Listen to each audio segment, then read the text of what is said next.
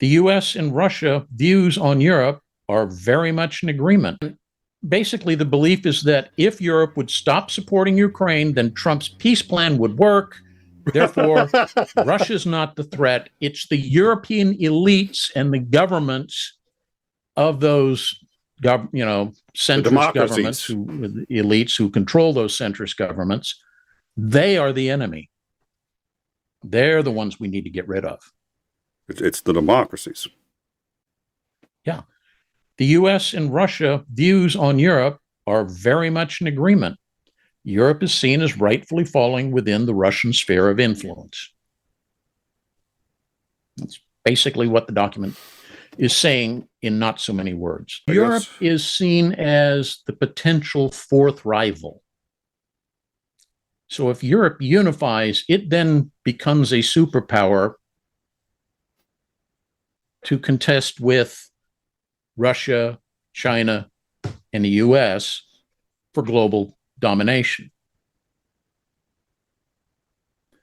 So you simplify the equation by breaking Europe up into its parts, and then they're much more able to be manipulated. Well, and in 1984, I mean, 3 works in a way that 4 probably can't. And the reason is because with 3, as long as each one of them is not strong enough to defeat the other 2, but strong enough to repel the other 2, then you can keep cycling through.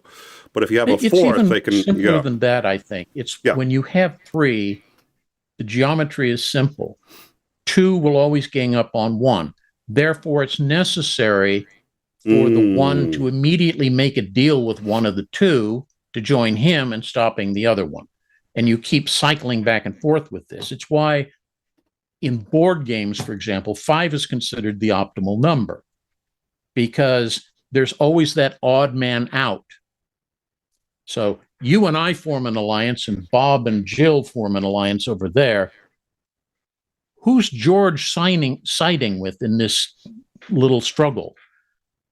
And the moment he joins our faction, then they're going to start saying, oh, well, I'll give you a better deal than Nick's giving you right now, so I'll join there. And that keeps in constant flux.